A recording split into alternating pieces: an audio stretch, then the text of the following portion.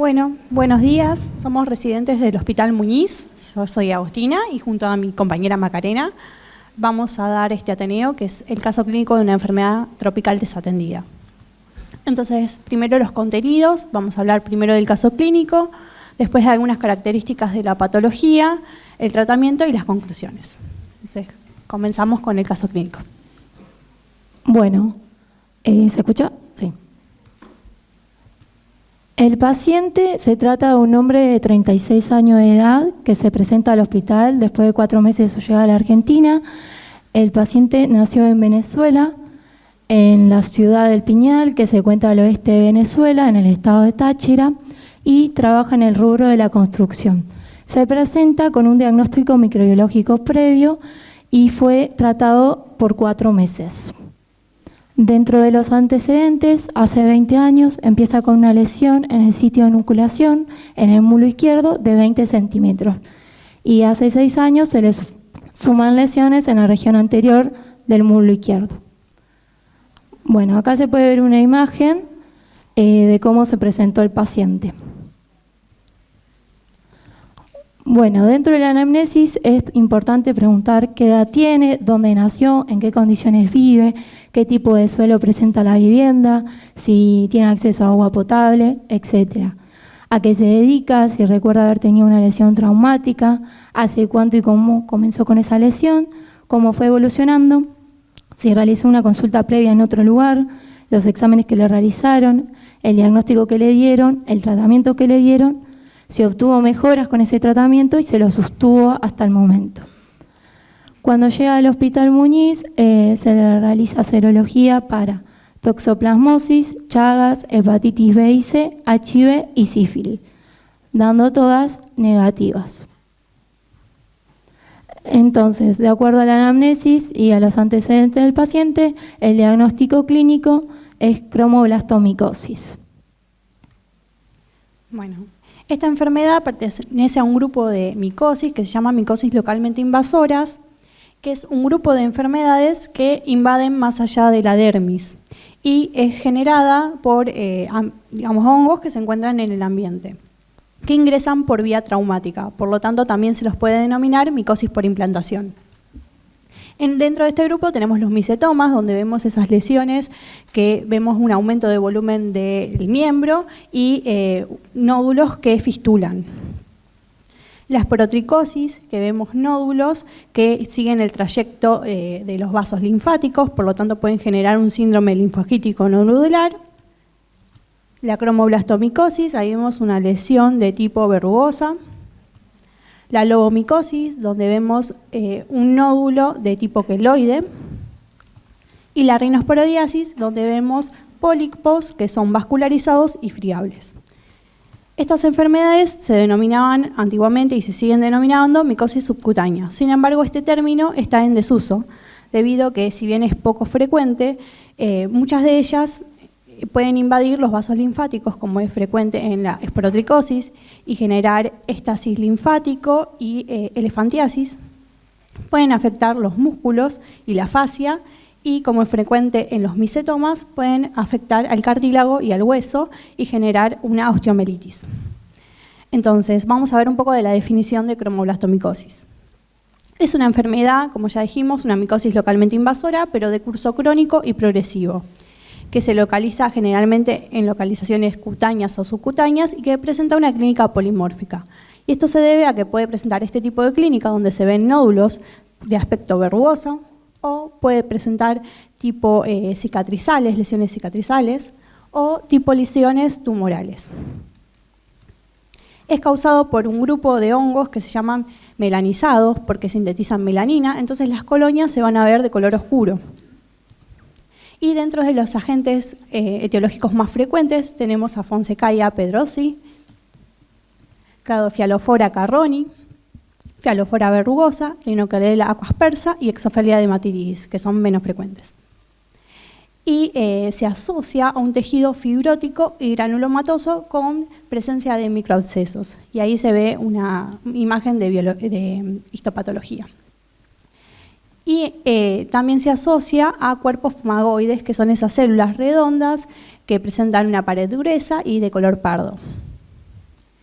En el 2017, la OMS la ha clasificado dentro de las enfermedades tropicales desatendidas debido a esfuerzos de los gobiernos de Brasil y Madagascar, porque en estas zonas es endémica, y han quedado dentro de esta clasificación porque afecta a personas en situación de pobreza y trabajo rural. Causa estigma y discriminación y afecta su capacidad de seguir trabajando. Entonces, vamos a ver un poquito cuál fue el primer caso publicado de esta enfermedad. Bueno, el primer caso del que se tiene registro fue en 1911 por Pedroso en Brasil, que él recibió una biopsia de piel que presuntamente era de lepra, y él describe la fase parasitaria, que son estos cuerpos fumagoides. Sin embargo, no publica el caso y lo denomina blastomicosis negra. Y recién en 1920 lo que hacen es publicar este caso junto a otros 3 casos y descubren que el agente etiológico era Filophora verrucosa. En 1914, Rudolf fue el primero que publica el caso en Brasil y descubren que el agente etiológico lo denominaron Homodermum pedrosoi, que es Fonsecaia pedrosi. En 1915 describen en Boston, Meliar y Lane, en el pie de un estribador, que son pacientes, es un paciente que se dedicaba a descargar madera del puerto, y esta madera provenía de Brasil. Y tenía, una sintomatología similar al caso de Pedroso. Y el agente etiológico fue Filophora verrucosa. En 1940 se publica el primer caso en en México, por Fonsecaia pedrosi. En 1946, Negroni en Argentina publica el primer caso acá. Y se describen nuevas especies en el 2005 y en el 2010. Estas son Fonsecaia monofora, que se cree que está asociada a la enfermedad, pero se aisló de una biopsia de cerebro, y Fonsecaia nubica, que se describe por biología molecular y está asociada a la enfermedad, se cree. Bueno, entonces, ¿cómo es la distribución de esta enfermedad y las características epidemiológicas? Esta enfermedad no es de notificación obligatoria en nuestro país. Sin embargo, se sabe que está asociada a áreas tropicales y subtropicales. Fonsecaia pedrosi está asociada a áreas tropicales y húmedas, y Cladofilophora carroni está asociada a áreas semidesérticas. Se sabe que es más frecuente en hombres que en mujeres, esos datos 4:1 son de Brasil. Sin embargo, en otros países la brecha es más alta, siendo más frecuente en hombres.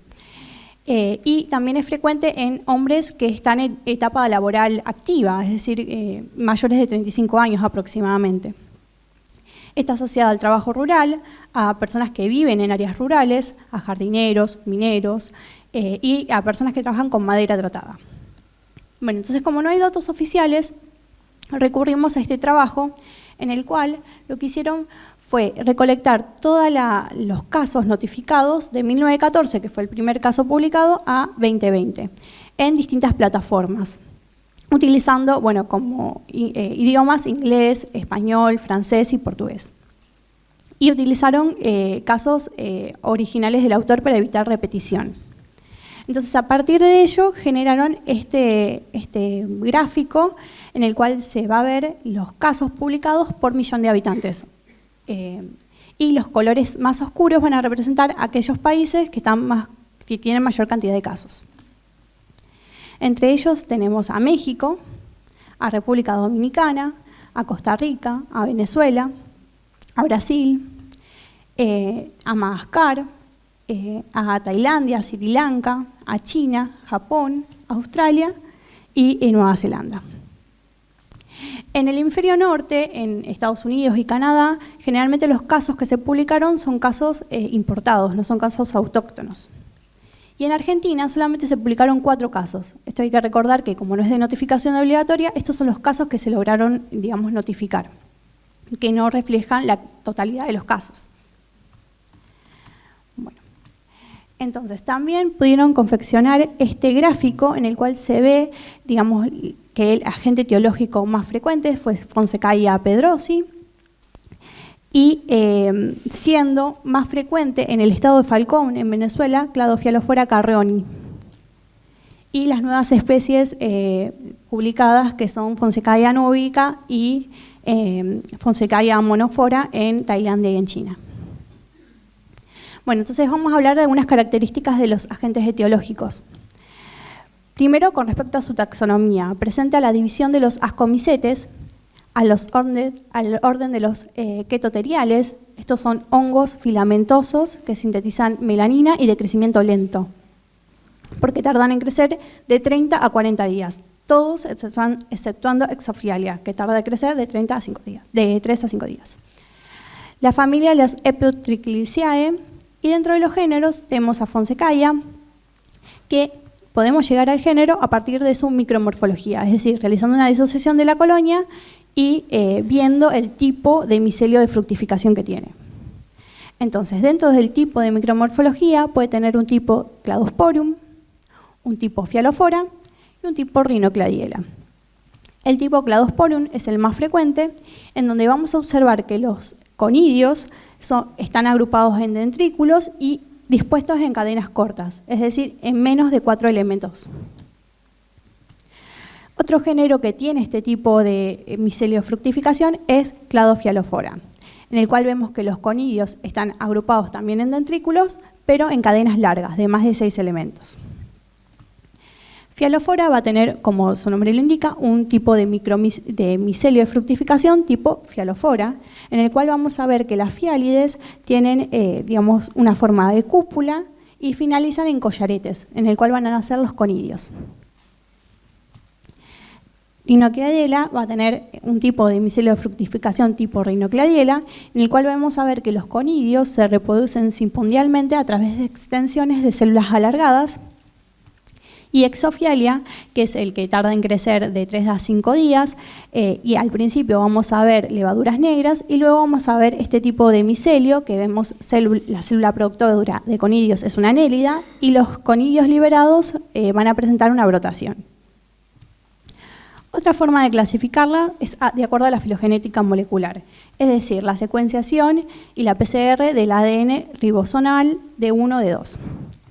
Y acá lo que vamos a ver es a estas especies agrupadas en grupitos, en clados. Tenemos al clado Bantiana, que va a incluir a todos los géneros de Fonsecaia, que son patógenas, y algunas que son saprofíticas. Y el clado Carroni, que va a incluir a Cladofialophora carroni y a Fialophora vercosa. Y Exophialia dermatitidis y Rhinocladiela coaspersa quedan fuera de esta clasificación. Bueno, para llegar a nivel de especie, esto es aplicable a cualquier laboratorio de micología. Es a partir de la PCR y la secuenciación de los ITS, también del factor de elongación 1 y el gen de beta-2 tubulina, podrían ser los targets.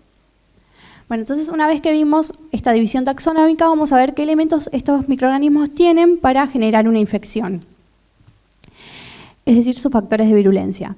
Bueno, dispone de genes en el citocromo P450, que son genes que se van a encargar de la síntesis de melanina, de la degradación de hidrocarburos, y esto le va a permitir crecer en lugares que presenten monoaromatos tóxicos. Bueno, como ya saben, la melanina es un factor de virulencia que tiene acción sobre los macrófagos, que lo que hace es protegerlo de las enzimas hidrolíticas liberadas y también inhibe la fagocitosis y inhibe la formación de óxido nítrico. Y también tiene genes para adaptarse cuando ingresa el microorganismo al cuerpo, que son genes que están relacionados al ciclo celular y a la formación del citoesqueleto de actina.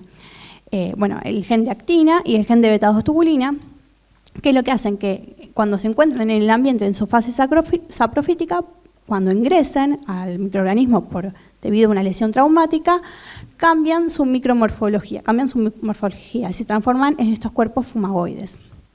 Y estos cuerpos fumagoides también son un factor de virulencia porque le van a permitir, primero, evadir la respuesta inmune, porque pueden sobrevivir dentro de macrófagos. Están relacionados a la cronicidad y a la síntesis de interleuquinas proinflamatorias.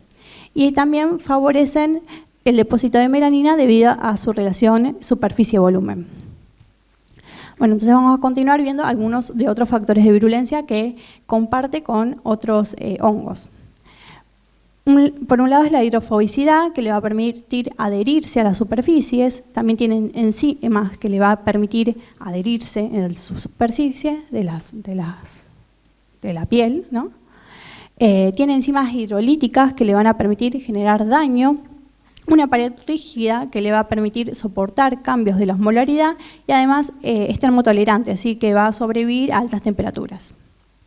Entonces, todos estos factores de virulencia le va a permitir vivir en ciertos medios que están modificados por el hombre, como por ejemplo madera tratada con conservantes fenólicos, suelos contaminados con petróleos y desechos de minas.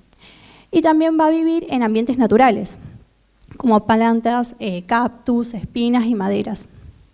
Que estos ambientes tienen una baja concentración de monoaromatos tóxicos, sin embargo, es el microambiente ideal para el que crezcan. Y en estos ambientes se va a encontrar en su fase saprofítica. Bueno, entonces, ¿cuál sería la reacción del organismo humano cuando ingresan estos microorganismos? Como ya dije, ingresan por vía traumática, es decir, una lesión en la piel. Y se van a adaptar, transformarse en estos cuerpos fumagoides. Lo primero que se va a manifestar es una lesión inicial que se va a ver como una mácula que va a tardar de semanas a meses en generarse. O sea, el periodo de incubación todavía no está establecido.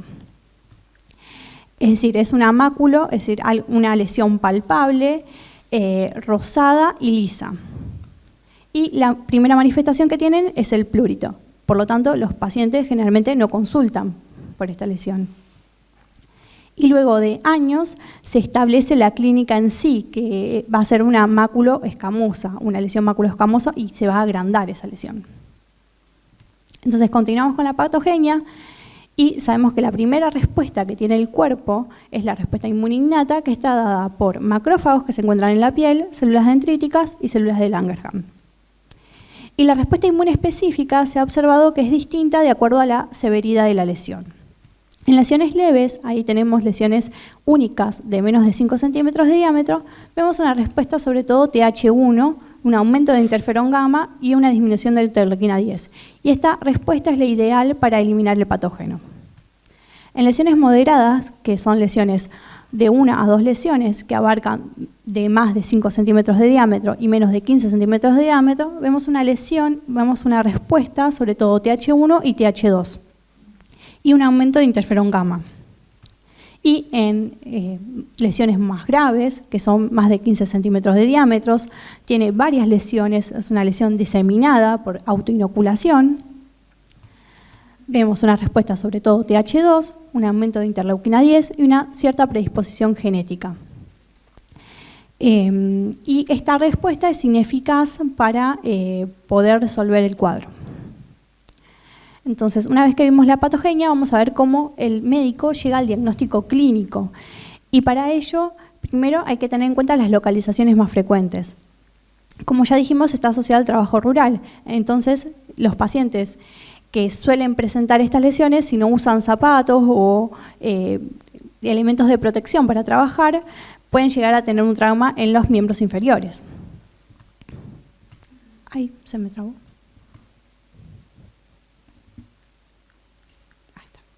Ay, no. Bueno, la segunda localización más frecuente es en los miembros superiores, luego le sigue el tórax, después la forma diseminada, es decir, cuando tiene varios sitios de inoculación, y por último la cabeza, que es en la zona más grave. No, pero de allá tenía que ver. Ay, no. ¿De dónde es? De acá. Ay, perdón. Ahí está. Bueno, y los tipos de lesiones, tenemos lesiones de tipo nodular, que son lesiones palpables, generalmente de superficie lisa o eritematosa, y pueden presentar una superficie también verrugosa o tumoral. Las lesiones verrugosas son lesiones hiperqueratosas, secas, que tienen una superficie irregular, o las tumorales son estas donde se observa una masa papilomatosa que presenta lóbulos. Y por eso se le puede denominar tipo coliflor.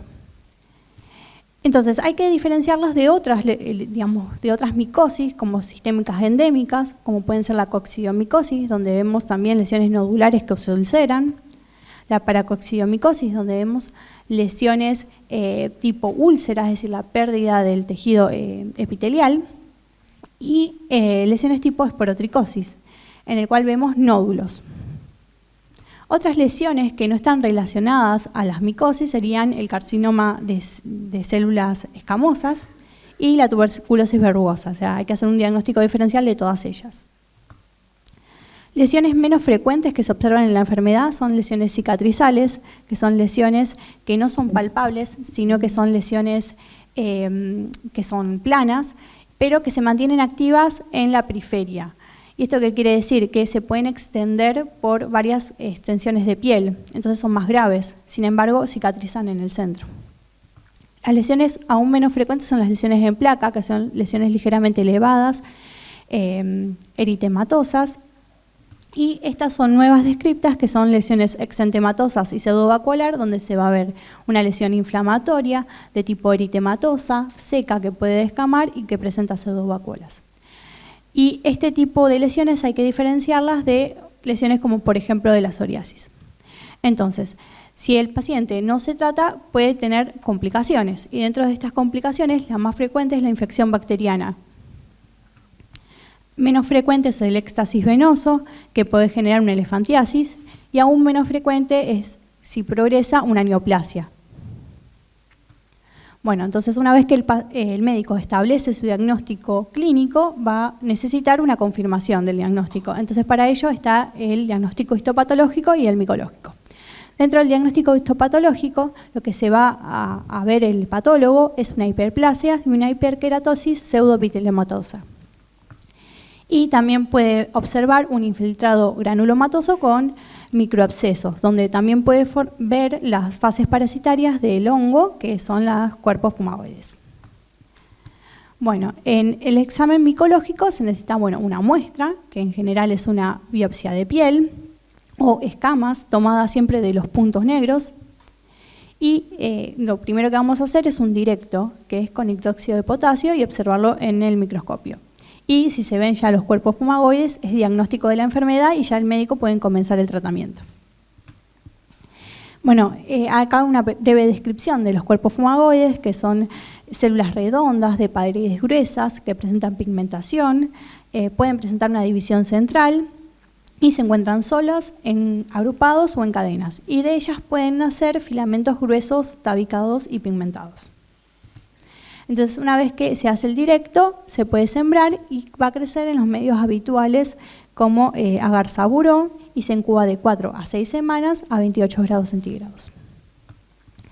Bueno, una breve descripción de las colonias. Son colonias vellosas, aterciopeladas, con tonalidades verde oscuro a color negro ocre o color negro, o verdosas. Y a partir de observar la disociación de esta colonia, es decir, realizando una disociación o realizando un microcultivo, uno puede llegar al género y con la biología molecular puede llegar a la especie. Entonces, una vez que el médico establece el diagnóstico, ya puede empezar a tratar. Y el tratamiento es siempre quirúrgico más un tratamiento antifúngico. El tratamiento quirúrgico, hay distintos tipos de tratamiento que dependen de la severidad de las lesiones. La cirugía convencional se utiliza para lesiones pequeñas, sin embargo, si tiene más lesiones y tiene, digamos, una forma diseminada, conviene utilizar una criocirugía. La terapia con calor es poco efectiva, las más efectivas son la terapia con láser y la terapia fotodinámica. Y el tratamiento antifúngico, el tratamiento en general es itraconazol, pero una segunda opción de tratamiento es terbinafina, y en casos graves se utiliza itraconazol y terbinafina. Y los tratamientos son prolongados de 6 meses a años y se deben monitorear cada 3 años porque el tratamiento es prolongado. Bueno, entonces, ¿cuándo el médico decide que ya no necesita más un tratamiento y que el paciente está curado? Y esto se debe a los criterios de cura, que están basados en criterios clínicos, que es cuando cicatrizan las lesiones y tiene 2 años sin recurrencia, es decir, que no vuelve a manifestar las lesiones. A partir del criterio histopatológico, que es cuando se toman 3 biopsias de 3 sitios distintos y no se observan microabscesos y el infiltrado granulomatoso cambia a un infiltrado fibrótico. El criterio micológico, que es a partir también de 3 biopsias tomados de sitios distintos, y no se observan, digamos, no se aísla el microorganismo y no se observan los cuerpos fumagoides. Y por último, mencionar que las recurrencias son frecuentes y no se debe a la resistencia antifúngica, sino que se debe a falta de adherencia de los pacientes o la falta de llegada del antifúngico al sitio. Bueno, continuamos con el caso clínico. Dijimos que se trataba de un paciente de 36 años de edad que llega al Hospital Muñiz con un diagnóstico de cromoblastomicosis. Entonces, en el seguimiento del paciente, el 18 de julio del 2022, el paciente empieza a tomar itraconazol 400 miligramos por día.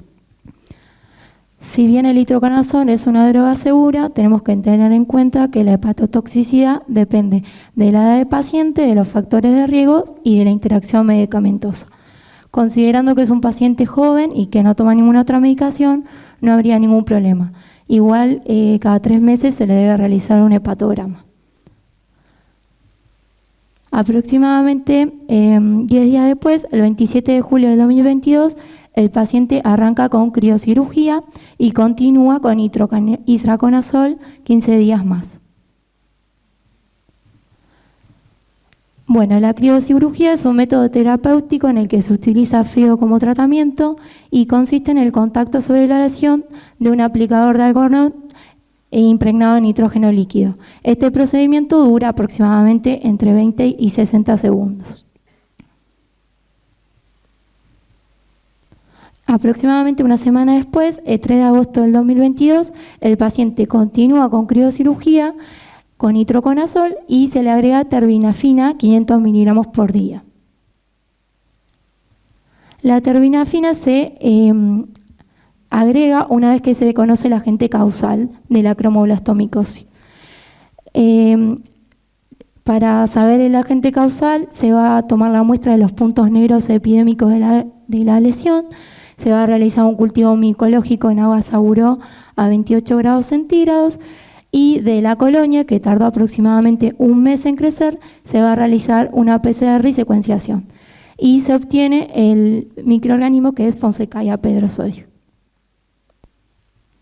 Bueno, además del tratamiento antifúngico y del tratamiento quirúrgico, el paciente va a recibir un tratamiento de soporte. Este tratamiento de soporte es para evitar la sobreinfección bacteriana. En el caso de nuestro paciente, usaron agua blanca de Codex, que es económica y fácil de conseguir, se puede utilizar hasta 3 veces por día y es fácil de aplicar. 20 días después, el 24 de agosto del 2022, presenta una franca mejoría de las lesiones, una buena tolerancia a la medicación y por lo tanto se va a mantener el tratamiento de itraconazol 400 miligramos por día y 500 miligramos por día de terbinafina. Y el paciente se va a seguir controlando cada un mes. Bueno, acá es como llegó el paciente al hospital con esta lesión tipo verrugosa y esta es su última consulta el 6 de marzo del 2023. Bueno, y por último las conclusiones.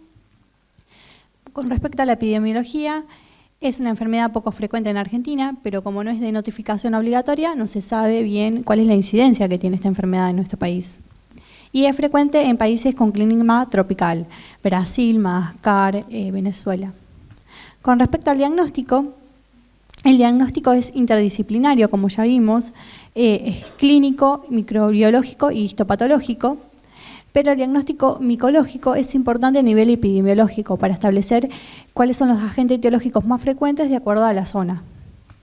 Y con respecto al tratamiento, el tratamiento es prolongado, lo que hace que se requieran controles médicos y es frecuente las recaídas por el abandono de tratamiento.